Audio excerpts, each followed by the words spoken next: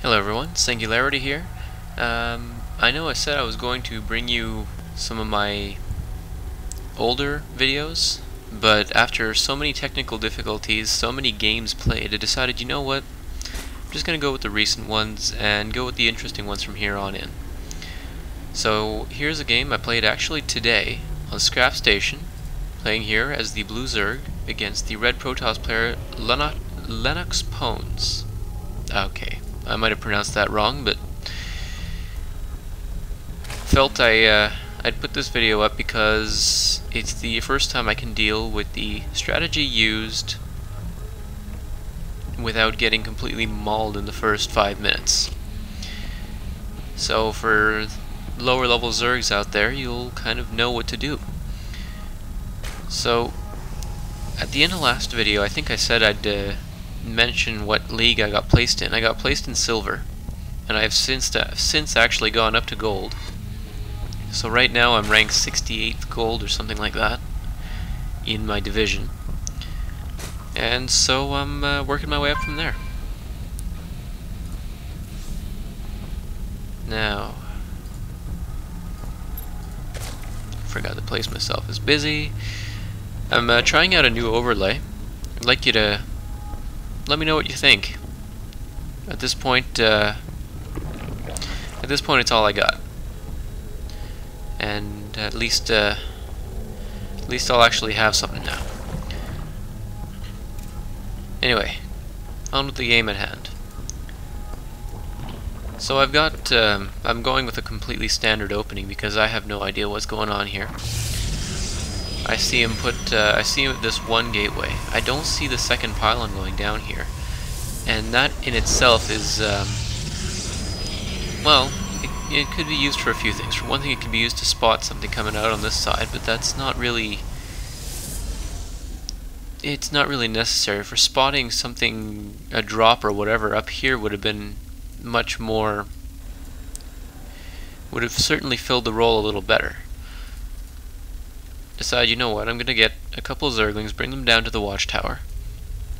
When they get there, I'm gonna bring them in and take a look around. Meanwhile, I'm continuing with my standard build. Against Protoss, I usually get the Roach Warren before lair. That way, just in case I need to fight Zealots, I don't want to just have Zerglings available, because Zealots just eat through Zerglings like nobody's business. It takes what, 4 Zerglings to take down a single Zealot. That's well, it's equivalent value, really. So we got one at the entrance here, and we got 3 more gateways coming in behind here. He's got his probe stuck during this time, but I don't see this. Whoop. I don't see this at all. With my Overlord now over in this end, all I saw was the gateway. Well, I decided to mess around and go kill the Zealot here because I figured, hey, all he's got is a Zealot and a Stalker. Well, I might as well kill the Stalker too. And at this point, he actually leads me right back into his base. I see these 3 gateways right away going, ho ho! I'm gonna cancel this fast expand I was doing because that's a 4 gate. And I won't be able to fast expand and deal with the 4 gate at the same time.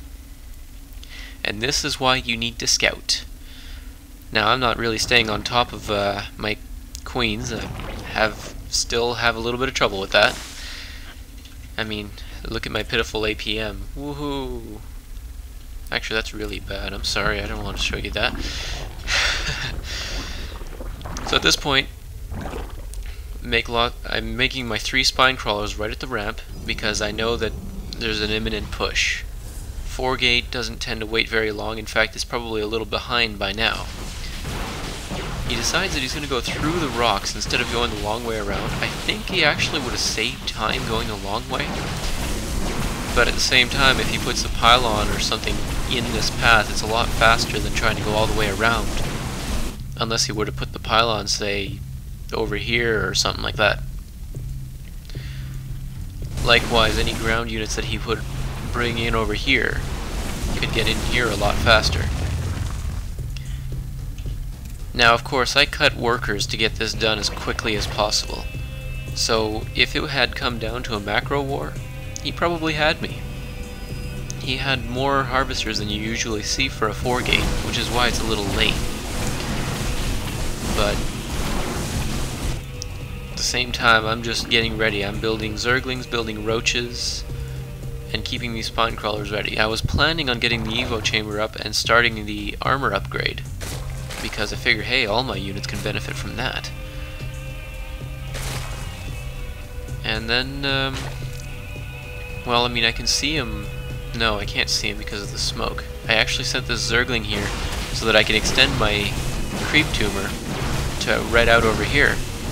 But then I see there's a bunch of stalkers right here already. I figure, whoa, I'll see if I can do a little extra damage. But then the zealots show up. I figure, okay, I'm not gonna be, not gonna let my Zerglings take these guys on alone.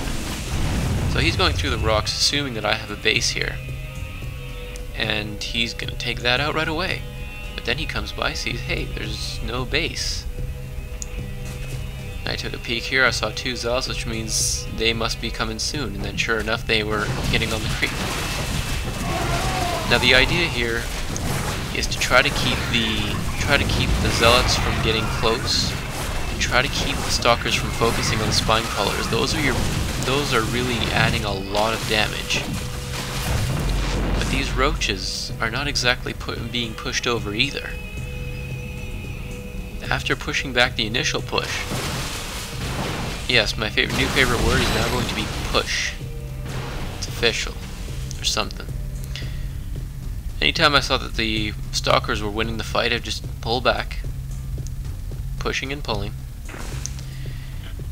Pull all the way back, and at any time that I'm on the creep, I know I have the advantage. I see these 3 zealots here, and I figure that's easy pickings. I don't know when these 2 got here, but really not that important overall. I didn't realize just how few harvesters I had, so I came in and put down this expansion here, despite the fact that I only have, what, 14 drones. I don't even know if I produced any more after this for a little while. But I know that I decided to spread my creep up through this path here to actually quickly end up at his base. Now I sent these 2 Zerglings out this way to avoid being seen through this path, and I wanted to take a look to see if he had expanded during this time. After all, that really would have been the best time to do it. So they just run by, not doing any damage, and then I see right away, hey, there's no expansion here.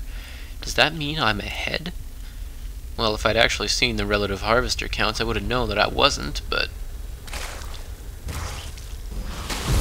the same time, if I look at the army tab, actually the army tab tells me that he's ahead as well. Mind you, if you consider that I have, what, 12 harvesters, 15, and he's got twice as many, then my army is definitely bigger than his. And you look at this, the number of roaches against this army over here, even in a straight engagement, it probably would have won. But this is exactly the situation you want to end up in after a 4-gate. You want to have, as the Zerg player, you want to have the bigger army. When a 4-gate fails to do damage, generally speaking, you'll be at a very big advantage, and you want to press that advantage as much as you can. Now, I took a long time to press that advantage, but as you can see here, I'm just sniping out the zealots as much as I can, because I know that they're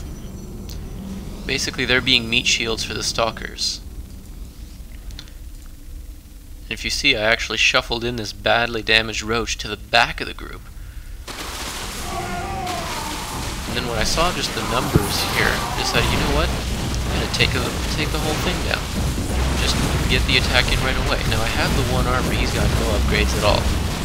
He brings out an immortal. This is a good idea, but you would have needed this earlier. He says a not too nice thing and leaves the game.